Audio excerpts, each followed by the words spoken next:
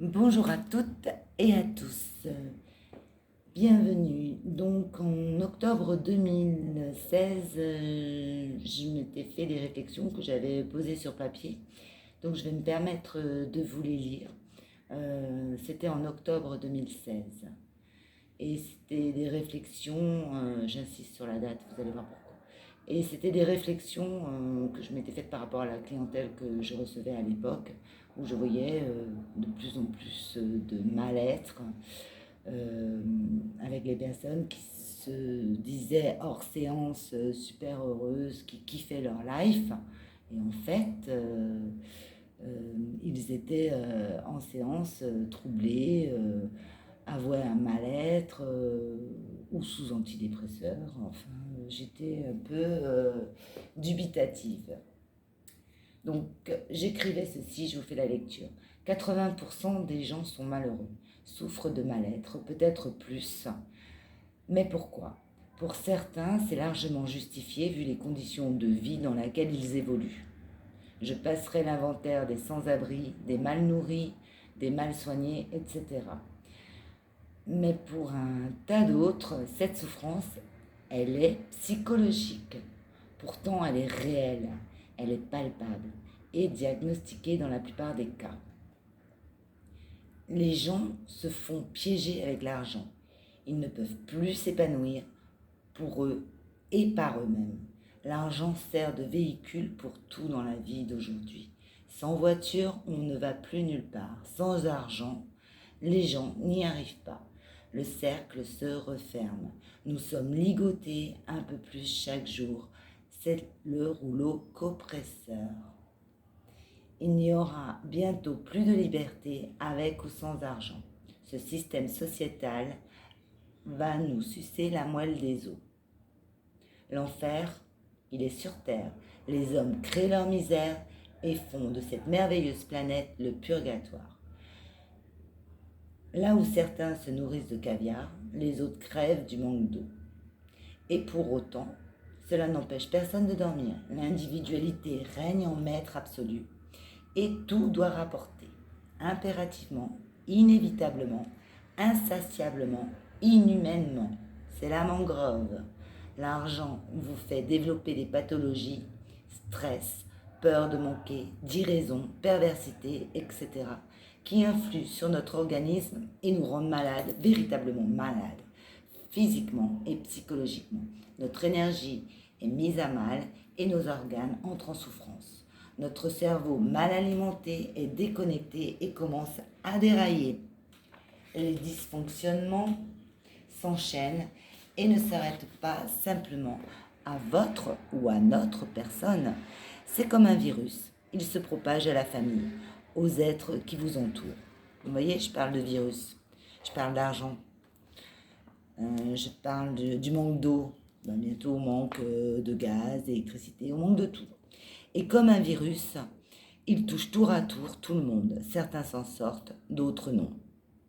D'autres seront malades à vie, on a des exemples, et continueront à contaminer leur entourage. Même ceux qui se seront ou se sont suicidés laissent derrière eux les germes de leur souffrance qui se développent insidieusement, mais inévitablement autour d'eux. Alors je parle de suicide parce que en fait je parle du côté psychologique. Peut-être que, enfin c'est même certain que le virus du Covid, de la Covid pardon, a entraîné aussi suicide par rapport à l'argent, par rapport à la solitude, par rapport à la maladie, par rapport à tout ce que vous voulez. Mais bon, c'est une détresse.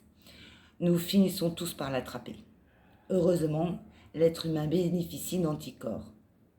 La joie, le rire, la confiance en soi et l'honnêteté. Il y a aussi la spiritualité, mais elle n'est pas pour autant et pas forcément accessible encore à tous. Pas assez développée, prise en compte et surtout pas mise en avant dans l'éducation de nos enfants. Le schéma éducationnel ne la reconnaissant pas et n'a pas d'intérêt à l'enseigner. Je ne parle pas ici d'adhérer à une quelconque religion. Les religions, c'est une chose, la spiritualité peut être pratiquée sans dogmatisme religieux. La religion aurait pu être un tremplin Cependant, il n'en a pas été forcément ainsi. Des hommes il y a longtemps, et encore aujourd'hui, on l'a vu, ont vu là l'opportunité de manipuler par ce biais les populations, les esprits, s'immiscer dans l'éducation et pervertir l'accès véritable à la spiritualité nécessaire aujourd'hui pour s'auto-guérir des maux propagés par les hommes, par la société.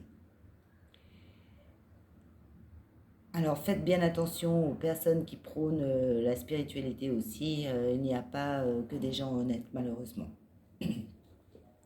Notre système est basé sur l'anticipation, réserve d'argent, crédit, retraite. Peur de l'avenir. Vivre l'instant présent va vous défatiguer l'esprit. Pour abrutir votre esprit, le système anticipe de plus en plus vite notre construction de vie et donc nous oblige à nous projeter de plus en plus vers la fin de notre existence pour prévoir l'avenir de notre progéniture. Et bien voilà, vous n'avez même plus le droit de vivre l'instant présent, on vous demande de vivre un avenir où vous n'y serez plus. Nous devenons, avec notre consentement, des esclaves du futur. Est-ce que ça parle à quelques-uns, ce que j'ai écrit en 2016 ? La peur du manque, de la détérioration de notre planète nous pousse à adhérer en force à ces prévisions pessimistes. Contentons-nous de vivre, oublions le fait de tout vouloir gérer, prévoir, planifier. On ne peut rien maîtriser à tout vouloir contrôler. L'histoire nous le rappelle. Mais qui se rappelle des leçons de l'histoire ? On commémore cérémonie contre l'oubli, mais pas de profondeur dans la réflexion. Malgré toutes ces prévisions, malheureusement, on n'a pas pu empêcher les horreurs parce que certains anticipaient sur leur devenir et donc sur le nôtre pour pouvoir maîtriser. Ils s'imaginaient dans le futur les rois du monde et des hommes. Voilà. Eh bien, je vous laisse méditer là-dessus, c'est le cas de le dire, en parlant de spiritualité. Je vous remercie et je vous dis à bientôt. N'oubliez pas de liker ou de vous abonner ou d'échanger par des commentaires si cela a fait écho chez vous. Merci, on est en 2022. Au revoir.